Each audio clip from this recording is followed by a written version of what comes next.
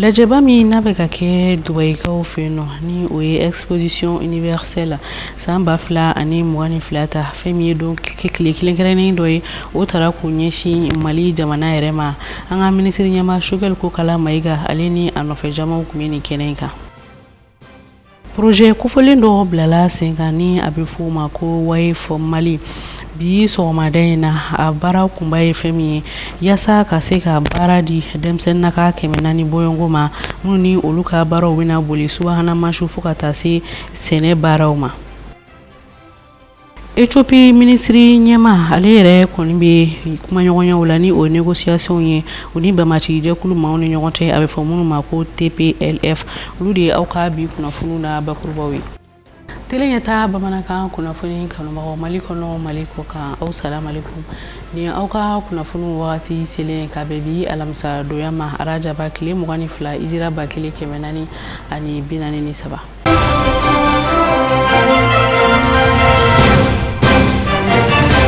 Camancɛ fanga ɲɛma colonel Asimi Goita ale ye Modibo Jara bisimila a dagayɔrɔ yɛrɛ la Kuluba ka bɛn ni arabadon ye n'u bɛnna février kalo tile 23 ma ni ma kofɛlen min filɛ nin a kɔni tagamara ka bɔ Kajolo ka i kunda Bamakɔ kan o kunba tɛ dɔwɛrɛ yaasa ka yira camancɛ fanga maaw la ka fɔ ko a bɛ ka u dɛmɛ wa ko a ka dɛmɛ yɛrɛ b'u ye nin tagama min filɛ nin ye nin ma kofɛlen fɛ ka na o b'a yira ka fɔ ko fɛn min ye bɛn ale ni keleya ni basigi ye ko o bɛ se ka sabati an ka jamana kɔnɔna la. Tile kɔnɔntɔn de kɛ taama kun ye pour soutenir la transition taamana o de kama kana foli di Asimina ka transition mɔgɔ bɛɛ gouvernement bɛɛ ma ni siɲɛ filanan de filɛ nin ye n bɛ ka taama kɛ 2021 marché la ka bɔ Abidjan ka na n y'a laɲini kɛ pour la consolidation et la cohésion sociale et la réconciliation paix au Mali et soutenir ma transition. I n'a fɔ n ye aw ladɔnniya bakurubaw la cogoya min na exposition universelle Dubayikaw fɛ yen nɔ san 2022 ta a kɛnɛ kan dun kɛrɛnkɛrɛnnen dɔ tara ka ɲɛsin anw ka Mali jamana yɛrɛ ma kɛrɛnkɛrɛnnen na an ka jamana yɛrɛ a seko ni a dɔnko ani an ka jamana yɛrɛ kabini lawale fo ka na se sisan ma a kɛnɛ kan fɛn min ye minisiri ɲɛma Choguel Kokala Mayiga ye a dayɛlɛni a ɲɛmɔgɔya tun bɛ o bolo fo ka taa se minisiri ma min ka kɔɲɔw bɛnnen don jago ko ni bayɛlɛma ko ma ale ni minisiri min ka kɔɲɔw ɲɛsinnen don seko ale ni dɔnko ma an ka jamana yɛrɛ kɔnɔna la. Mali kunkan kibaruyaw la n'aw b'a dɔn k'a fɔ fɛn ye Mali gouvernement ɲɛma Dr Choguel Kokala Mayiga ni ale bɛ Dubai Émirats Arabes Unis kɔnɔna na yaasa ka se ka Mali yɛrɛ ka don kɛrɛnkɛrɛnlen n'u b'a wele Expo 2020 ka u ɲɛnamaya cogoya min na a jirala k'a fɔ o baaraw daminɛlen fɛn ye Mali drapeau fo ka taa se Émirats Arabes Unis olu ka drapeau ko olu kɔni jɔnjɔw olu bɛɛ lajɛlen kɔni yɛlɛla fɛn ye Émirats Arabes maaw olu ka masakɛw ka kumana o kɔni ye Mali ɲɛmaw ka se ka olu kɔni fo kosɛbɛ ka sababuya kɛ fɛn ye o ka ni don kɛrɛnkɛrɛnlen min filɛ ni diɲɛ bɛɛ lajɛlen kama ni Mali nana a sen don a la ko a bɛ Malidenw fo kosɛbɛ wa Mali ɲɛmaw a b'u fo fana wa a y'a jira fana k'a fɔ yɔrɔ min bɛ ni o labɛnlen don ka di Mali ɲɛmaw kɔni ma ko n'i y'a jateminɛ kɛ n'i ye a ko bɛɛ lajɛlen jateminɛ fɛn ye a bɛ bɛn ani keleya ani yafa ɲɔgɔn ma ani makoto ko a b'o de kofɔ ani fɛn ye Mali ani jamana wɛrɛw ka se ka bolo di ɲɔgɔn ma ka baara kɛ a bɛ nin bɛɛ lajɛlen kɔni kofɔ wa a y'a jira fana k'a fɔ Mali ye seko ani dɔnko jamana de jamana min don kokɔrɔ jamana don fɛn ye jamana min don bɛn ani keleya de ka di a ye kosɛbɛ ko Mali ka fɛn ye gba min jɔlen filɛ nin ye n de fɛ i b'a dɔn k'a fɔ ko fɛn ye Mali ye seko ni dɔnko jamana ba kɔni ye Mali ministre fɛn ye Mali gouvernement maa ɲɛma Dr Choguel Kokala Mayiga ale kɔni ka kuma kɔnɔ sa ale kɔni y'a jira k'a fɔ ko Mali nana i sen don ni kulo in kɔnɔ na ani ni seko ni dɔnko jirali kɔnɔ na fɛn ye Émirats Arabes kɔnɔ na ka sababuya kɛ fɛn ye baaraɲɔgɔnya ɲumanba min bɛ yen n'u bɛ tɛmɛ Mali ani jamana in kɔni cɛ ko de la Mali kɔni ye ko bɛɛ lajɛlen kɛ ka se ka i sen kɔni don nin na fɛn ɲɔgɔn kunbɛn min bɛ diɲɛ bɛɛ lajɛlen kɔni de ko fɔ ko Dr Choguel Kokala Mayiga Mali nana nin yɔrɔ in na o tɛ dɔwɛrɛ ye seko ni dɔnko min bɛ Mali kɔnɔ ka se ka o tila o ni diɲɛ bɛɛ lajɛlen kɔni cɛ k'u yɛrɛ ka jɔyɔrɔ kɔni jira ka sababuya kɛ diɲɛ bɛ yɔrɔ min na bi wuli ka jɔ de bɛ ka kɛ bɛɛ fɛ k'i ka sɔrɔtaw ɲini ani k'i yɛrɛ jira maaw la ko Mali kɔni kɔnɔna bɛ o hukumu kɔnɔna na ko ni ye Mali yɛrɛ ka gwa in jateminɛ i b'a ye k'a fɔ wɔyasi de bɛ ka kɛ ba kɔni sanfɛ walima ji sanfɛ kɛrɛnkɛrɛnnenya ba joliba sanfɛ yaasa fɛn min ye kana a ka seko ni dɔnko kana o nafama yɔrɔ k'u jira diɲɛ bɛɛ lajɛlen kɔnɔna ani fɛn min ye jamana wɛrɛw olu yɛrɛ ka sɔrɔdaw n'u ka seko ni dɔnko minnu bi badaw la ka se ka olu fana kɔni dɔn an'u ka Mali kɔni dɔn cogoya min de la ka segin ka na Mali ka tariw kɔnɔ dɔgɔtɔrɔ Choguel Kokala Mayiga a kɔni y'a jira k'a fɔ ko Mali bi yɔrɔ min na bi fɛn min ye a bi lakanabaliya gɛlɛya kɔni kɔnɔna ka sababuya kɛ bamaci walekɛbaaw kɔni bi a fɛn bɛɛ lajɛlen kɔni fɛ nka nin bɛɛ n'a ta jamana ko a kɔni jɔ la a sen kan k'i jɔ yaasa fɛn min ye ka se ka a ka balo kɔni ɲini ani ka jamanadenw lakanani kun ɲini cogoya min de la i n'a fɔ fɛn min ye diɲɛ maa bɛɛ lajɛlen bi gɛrɛntɛ min kɔnɔ bi ni an yɛrɛ kɔni jɔn bɛ ka an kɔ disi kɔni da a kan cogoya min na ko ni ye Mali ka fɛn min ye gwa in jateminɛ Expo 2020 i b'a ye k'a fɔ jamana kɔrɔba don jamana min ni a bi farafinna gun kɔni kan farafinna gun nu o ye gun ye fɛn min ye kokɔrɔ yɔrɔ don mara yɔrɔ don ani fo ka taa se yɔrɔ min kabini san caman sa fɛn min ye yɔrɔ min ani arabu jamanaw fo ka taa se jamana minnu bi fɛn min ye kwaji kɔfɛ olu ni Mali o kɔni kɛmɛ ka bolo di ɲɔgɔn ma a bi waati jan kɔni bɔ i bi olu bɛɛ jateminɛ a kɔni na ko ni ye jateminɛ kɛ ni Mali tɔ bɔlen don fɛn min ye ko caman ka Mali kɛ jamanaba ye a ka tariku kɔni fɛ i n'a fɔ tariku minnu ye fɛn min ye minnu ye maraliw kɛ ka tɛmɛ n'u ye empire ye fo ka taa se an ka dugubaw ma i n'a fɔ Tɔnbukutu jɛnɛ ka taa se Pays Dogon a n'a ɲɔgɔnna caman nka ko Mali ka yɛrɛbaya ani a ka nafa yɔrɔ ko i b'a ye fana a ka seko ni dɔnko na a ka misigi siraw fɛ ani fo ka taa se a ka sɔrɔdaw ko olu bɛɛ lajɛlen kan ye fɛn ye ni minnu bi bɔ dugumakolo jukɔrɔ ko nin bɛɛ ye Mali kɛ jamanaba ye a ka jamana yɛrɛ sigi cogo fɛn min b'a kɔnɔna kulu ka taa se kungo kɔnɔnaw ma fɛn bɛ yen ani ka taa se ji minnu bɛ dugu jamana kɔnɔna na Mali kɔnɔ ko nin bɛɛ ye fɛn ye min kɔni kɛmɛ ka Mali kɛ jamanaba kɔni ko ni ye Mali ye ka na se don na u b'a fɛ ka ko bɛɛ lajɛlen kɛ nafama sira minnu bɛ u fɛ ka se ka yɛlɛma kɔni don o kɔnɔna na cogoya min na n'u ye fleuve u bɛ min wele ba joliba ka taa se dugukolo nafolo kɔni ma fɛn wɛrɛw ka bɛɛ lajɛlen kɔni yɛlɛma hali courant ta na sira fɛ yaasa mɔgɔw na se ka nafa kɔni sɔrɔ o la gɛlɛya min bi jamana kɔnɔ k'o gɛlɛya kɛlɛ cogoya min de la fɛn min ye ji siraw ta na sira fɛ ko farafinna tilebi yan fan fɛ Mali bi jɔyɔrɔba la n'u sera ka o bɛ ka fɛlɛ kɛ yaasa ka se ka o bɛɛ lajɛlen kɔni yɛlɛma ka Mali kɛ fɛn min ye farafinna yɛrɛ jiginɛba ye cogoya min na n'o kɛla fɛn min ye o bɛna kɛ sababu ye ka se ka fɛn min ye cakɛyɔrɔ caman k'o bila sen kan ani yɔrɔba yɛlɛma caman k'o bila sen kan olu bɛɛ lajɛlen bɛna don min de sen fɛ sa o de ye ka se ka fɛn min ye baara danya min bɛ yen ka nin bɛɛ lajɛlen kɔni kɛlɛ wa fɛn min ye a y'a jira fana k'a fɔ nin yɔrɔ minnu bɛ yen ni o ye baarakɛ yɔrɔ ye ko fɛn min ye dugukolo nafolo ko olu bɛɛ bɛna fara o kan ka dɛmɛ kɛ nin ko bɛɛ lajɛlen kɔni na ko n'i ye Mali jateminɛ bi farafinna kɔnɔna na sanu ta nasira kɔni fɛ jɔyɔrɔ sabanan ko o kɔni de bi a bolo ko ka bɔ o bɛɛ la fɛn min ye dugujukɔrɔ nafolo ka bɔ sanu na fɛn min ye fer n'o ye nɛgɛ ye ani bɔkisi ko o caman o bɛ yen ko kɔsa in fana kɔni na fɛn min ye dugujukɔrɔ nafolo wɔrɔ bɛ yen ni olu fana kɔni lakodɔnna Mali kɔnɔ n'u bɛ min wele ko lithium ani hydrogène nin bɛɛ bɛna kɛ sababu ye fɛn min ye ka se ka jamana yiriwali k'o nɔgɔya ka fara nin bɛɛ lajɛlen la fɛn min ye gouvernement maa ɲɛma a y'a jira k'a fɔ Mali ye kɔɔrisɛnɛ jamanaba ye tigasɛnɛ jamanaba kɔni don ani fo ka taa se fɛn min ye usine baw caman bɛ Mali kɔnɔ min bi a bayɛlɛmaliw fana kɔni kɛ olu dɔw fana bɛ o bɛna bila sen kan a y'a jira fana k'a fɔ fɛn min ye baganmara ko o fana jɔyɔrɔba bɛ o fana na fɛn min ye faso yiriwali kɔni na a y'a jira Dr Choguel Kokala Mayiga k'a fɔ cogo la a y'a jira k'a fɔ jamana 190 min bɛ yen ko Mali bi jɔyɔrɔ 148 na kɔni na min bi ni fanga bi a la ka se ka fɛn min ye baaraɲɔgɔnyaw tɛmɛ ani jamana caman ni ɲɔgɔn cɛ wa u bɛ se ka o baaraɲɔgɔnyaw tɛmɛ ka se hakɛ min na 100 sira la o ye 52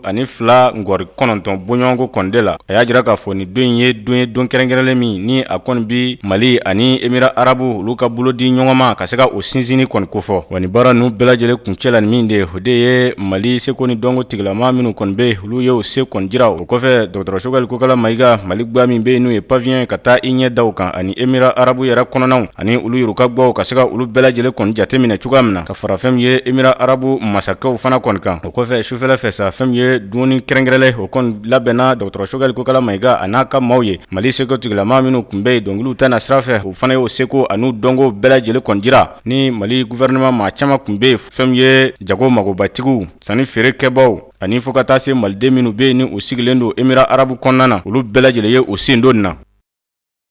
an bɛ to Dubayikaw fɛ yen nɔ halisa nɔ fɛn min ye RFI maaw ni o ye kunnafonidiso dɔ ye olu ka kunnafonidila dɔ Alain Kofa ale yɛrɛ kɔni ye kuma galamani kɔni tɛ n ko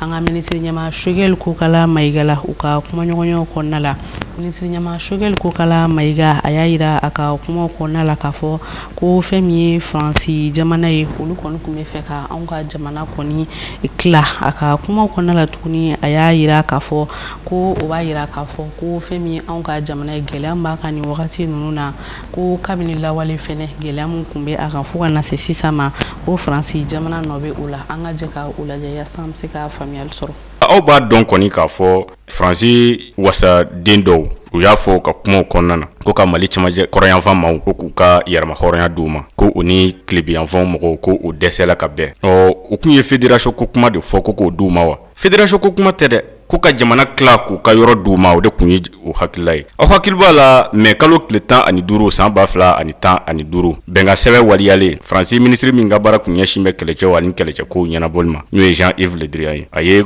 kuma dɔ fɔ RFI sanfɛ a ko Mali kɔrɔyanfan mɔgɔw ani fɛn min ye tilebiyanfan mɔgɔw ye k'u dɛsɛ bɛ ka bɛn o laban ye min ye aw yɛrɛ ka o jateminɛ hali aw ka Sénat kɔnɔ kɛ hali n'a kɛla ko kinibolo mɔgɔ ni numanbolo mɔgɔ ye a sɛbɛnlen don a b'aw ka gafew kɔnɔ a ka ministre min ka baara kun ɲɛsin bɛ a ka jamana ani jamana wɛrɛ ko ɲɛnabɔli kama Nicolas Sarkozy ale ka waatiw la Alain Juppé ne y'a lamɛn wa n ye sɛbɛnni kɛ a la a kumana jabarin dɔ kan n'o ye LCI a ko ale ka voyage laban Mali kɔnɔ san 2012 waati ko ale y'a fɔ Amadou Toumani Touré ye ko a ka kɔrɔnfɛ mɔgɔw a k'u ka jamana tigɛ ka d'u ma ko k'a sababuya kɛ ko Faransi de kun y'a layuru taw ye k'a fɔ ko u bɛn'u ka yɔrɔ ɲini ka d'u ma ni o jamana nana don gɛlɛya kɔnɔ o jamana kelen n'u ye Mali ye o ye Faransi wele nka u kun Faransi wele cogo min na o kun jɛlen don o de la n b'a fɔ ɲɛna ko janfa don a fɔla de k'u kana an dɛmɛ sanfɛ kɛlɛ ani kunnafoniko la a kun ma laɲini fiyewu k'a fɔ ko Faransi wolomasiri ta b'a ka jigin Mali dugukolo kan o de la n bɛ janfa ko kuma fɔ Mali wolomasiri tabaw de ye Kɔna libéré ka Gawo libéré Tombouctou o selen ANEFIS Faransi wolomasiri tabaw y'u jɔ yen de k'a fɔ k'u ti tɛmɛ Malidenw kun dalen don Faransi ka hɔrɔnya de kan o fɛ k'o kun bɛ sɛbɛ la mais o kɛlen ka Mali wolomasiri tabaw bali ka don Kidali maliyɛnw ye ɲininkali sɛmɛ o yɛrɛ la a t'a jɔ an ka lajɛ ji ɲɛma jɔlen la Faransi wolomasiri tabaw minnu kun man kan ka na Mali dugukolo kan olu nana ka na Mali wolomasiri tabaw bali ka don Kidali ka tila ka na n'u ka sɔrɔsi ba 4 bɔɲɔgɔnko kɔni ni nafolo min bi don o la tile kelen u bi taa sefa wari miliyari 1 bɔɲɔgɔnko la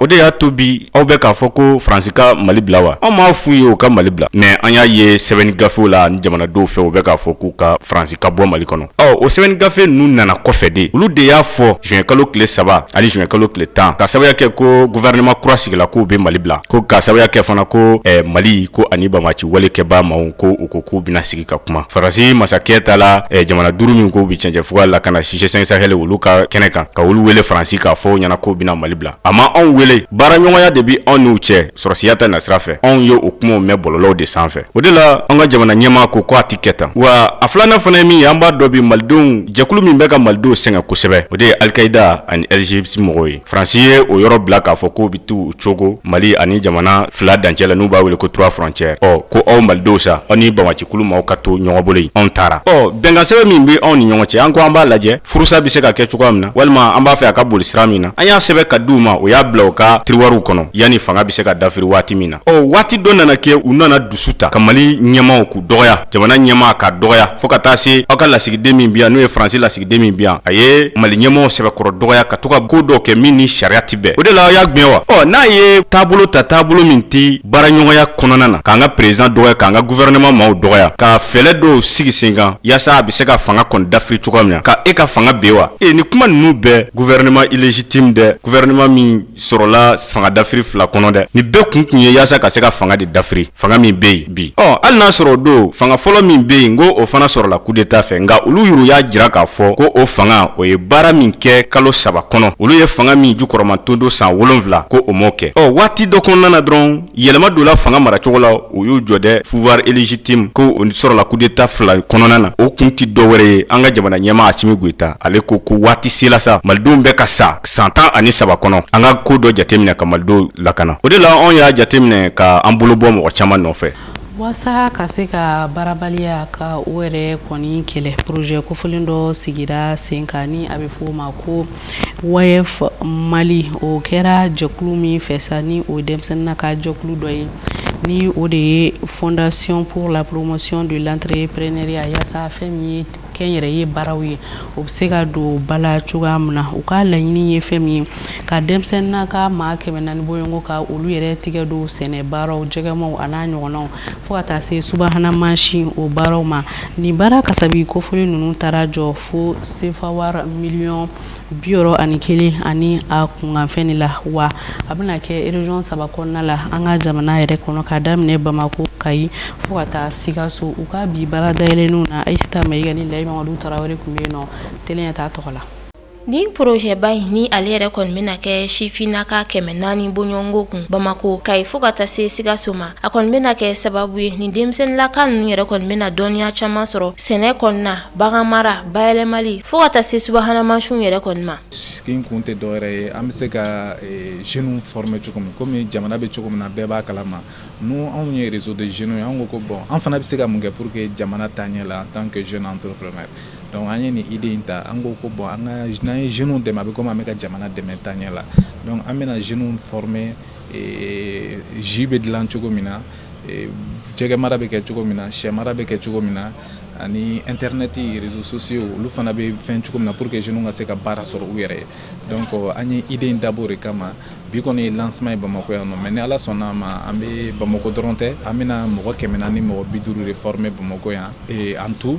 mɔgɔ 200 ni 50 bɛ former Bamako an bɛ taa mɔgɔ 100 former Kayi ani Sikaso kasabiko la komi projet daminɛ don an bɛ ka partenaire yɛrɛw ɲini an normalement an ka kabi projet bɛɛ lajɛlen a bɛ taa $61 na mais an b'o bɛɛ sɔrɔ fɔlɔ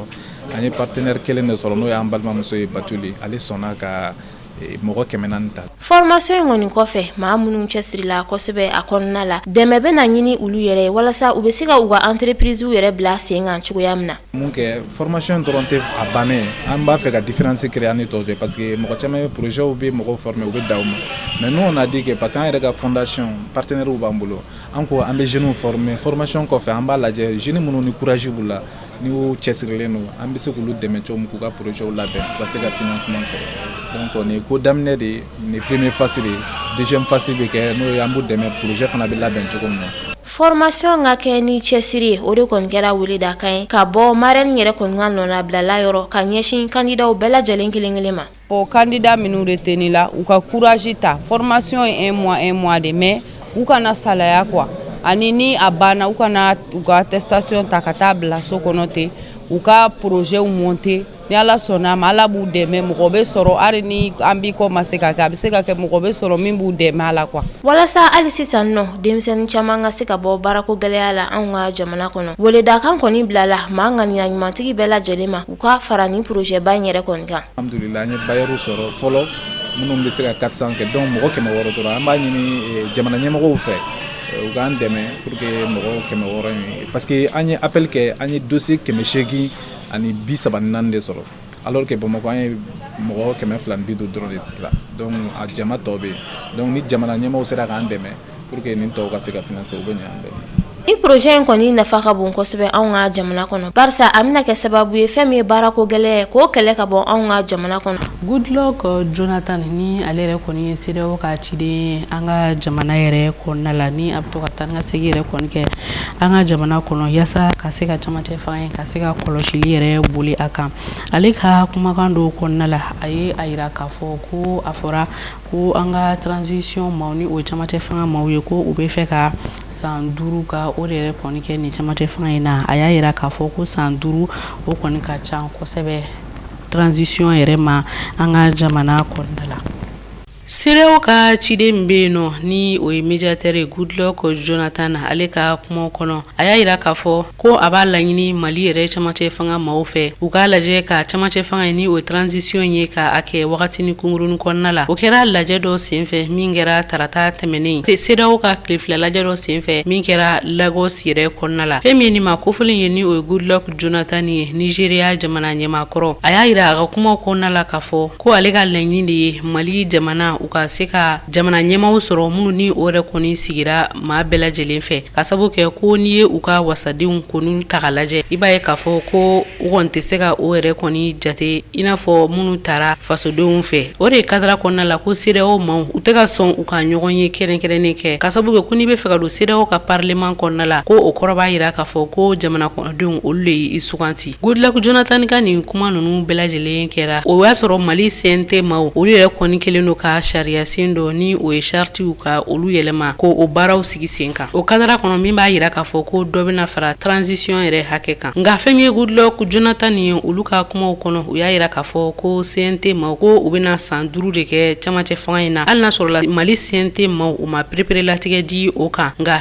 Goodluck Jonathan a ko ale yɛrɛ kɔni dalen t'a la ko ni CEDEAO bɛna sɔn o ma a ko ale tɛna se ka o kumaw fɔ k'a jɛya nka ko ale ye ciden de ye o kadara de kɔnɔna la ale kɔni bɛ a jira k'a fɔ ko san 5 camancɛ fanga la ko o kɔni ka ca kosɛbɛ wa ko ale ma da la ni CEDEAO bɛna sɔn nka ko a mana kɛ cogo o cogo u kɔni bɛ ka kumaɲɔgɔnyew kɛ yaasa fɛɛrɛ bɛ se ka sɔrɔ nin bɛɛ lajɛlen na a tilala k'a fɔ ko a bɛ foli kɛ ka ɲɛsin bɛɛ lajɛlen ma mɔgɔ mɔgɔ de bɛ yen k'i ye dɛmɛ kɛ yaasa fɛn min ye nin baara kofɔlen ye a bɛ se ka kɛ ka se fo a dan na ni o de ye charti kofɔlen ka se ka a tigɛnɔbila kɛ ani ka se ka a kalafiliw kɛ yaasa maa bɛɛ lajɛlen yɛrɛ ka sɔn a ma o kɔfɛ tuguni a tilala ka a yira maa bɛɛ lajɛlen na k'a fɔ ko fɛn min ye maa kura ye o donna CNT kɔnɔ ni o ye Abdoulaye Cissé ye ka ladɔnniya k'a fɔ o ma kofɔlen min filɛ nin ye o de kɛra ka Isa Kawujimi yɛrɛ kɔni nɔ labila wasabulon yɛrɛ kɔnɔna la.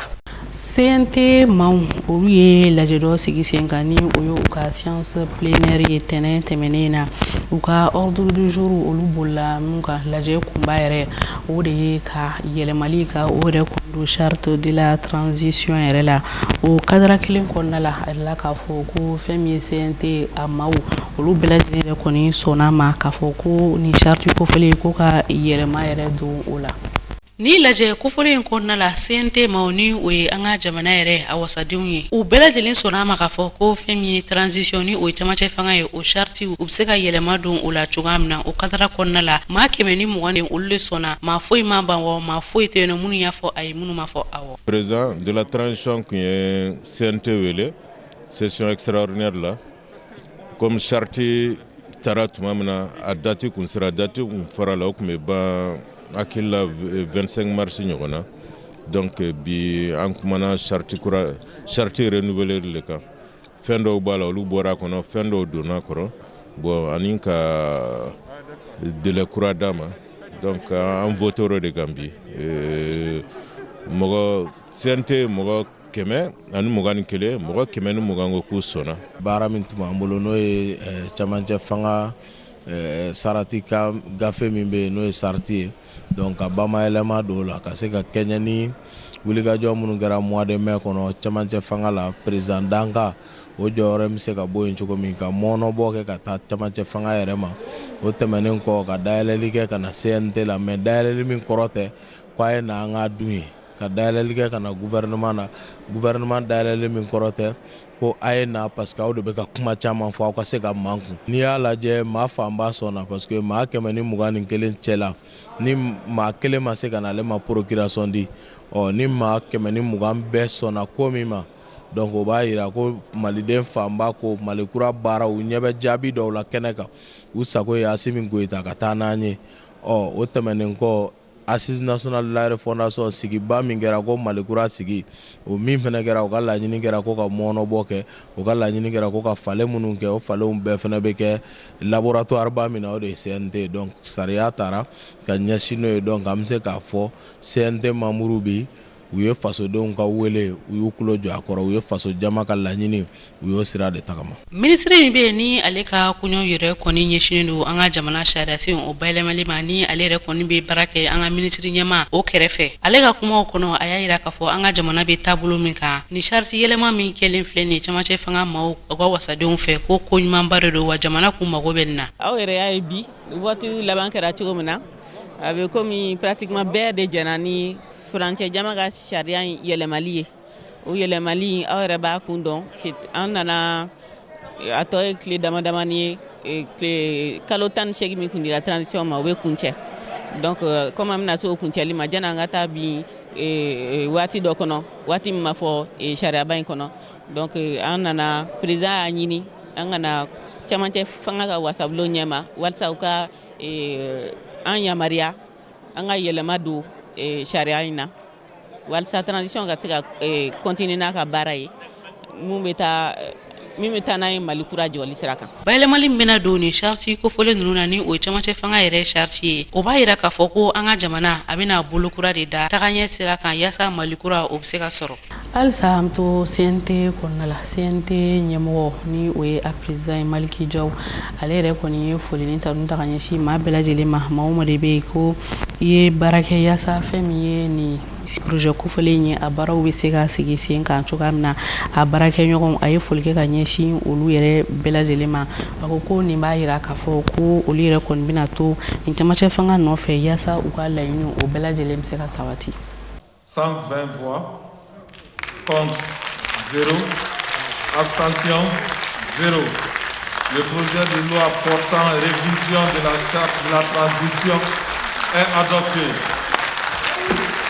L'ordre du jour de cette session extraordinaire a porté exclusivement CNT président Maliki Jaw a ka kuma kɔnɔna la a y'a yira k'a fɔ ko u filɛ ka ni lajɛba min yɛrɛ sigi sen kan bi a fanbaw o bolila min kan o de ye transition o charte o yɛlɛmaliw ye ni o yɛrɛ filɛ ka voter CNT maa bɛɛ lajɛlen fɛ a ko i n'a fɔ bɛɛ lajɛlen bɛ a kalama cogoya min na ko fɛn min ye charte de la transition ye o baaraw yɛrɛ kɔni sigira sen kan ani ka tila k'o ta ba la jamana kɔnɔdenw yɛrɛ de kɔni fɛ ale ni maa minnu filɛ nin ye fanga na o sariya sen ninnu kɔni kumaw kɔni ɲɛfɔna kabini septembre kalo tile 12 san 2020 o bɛɛ lajɛlen bi don article mun kɔnɔna la o de ye article 21 ye ni o tara bala commission fɛ min ni olu ka baara ɲɛsinen don sariya ko ma a ko charte de la transition o yɛlɛmaliw o baaraw yɛrɛ o hakilinaw kɔni bɔra camancɛ fanga o ɲɛmɔgɔw la ale ni CNT maaw o kadara de kɔnɔna la ko u kɔni ye bayɛlɛmali ka o ta k'o don ni charte kofɔlen na fɛn min an ka camancɛ fanga ɲɛma ye a ko bayɛlɛmali ninnu o bɛ kɛ o yɛrɛ fɛnɛ fɛla ko ye wa ko yɛlɛmabolo mun deni filɛ ni charte kofɔlen ninnu na ko a b'a jigiya k'a fɔ a tɛna kɛ ko gɛlɛn ye wa fɛnɛ ko bɛɛ lajɛlen de farala ɲɔgɔn kan yaasa ka se ka i ka hakilinaw di sariya yɛrɛ ta fanfɛla la o kɔnɔna la u bɛɛ lajɛlen jɛra ka nin baara ninnu kɛ ɲɔgɔn fɛ u ko kelen filɛ nin ye ka nin sariya sen yɛlɛmali minnu kɛ nin ko kɔni b'a yira k'a fɔ olu ka u ka fanga n'u ka hakilinaw k'u bɛɛ lajɛlen lakurakuraya tuguni yaasa baara min kalifalen don olu la yaasa u bɛ se ka o baara ninnu kɛ ka ɲa cogoya minnu na walasa fɛn min ye camancɛ fanga in ye u bɛ se ka u ka laɲiniw sabati. O b'a sɛnsɛn ka taa farafinna ni diɲɛ fan tɔw kibaruyaw la.